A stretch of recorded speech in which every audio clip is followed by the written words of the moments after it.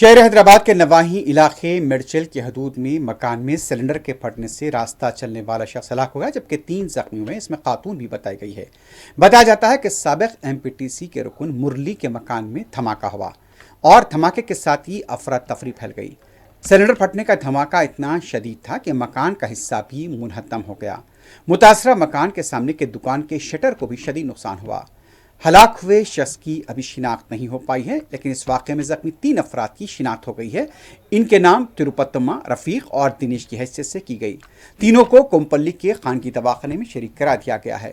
اس واقعے کا CCTV footage بھی سامنے آیا ہے۔ پیر کی رات ہوئے اس واقعے کے بعد فورنسک اور کروز ٹیم پولیس کے ساتھ مقام واقعہ پہنچ گئی ہیں۔ مزید تحقیقات جاری ہیں۔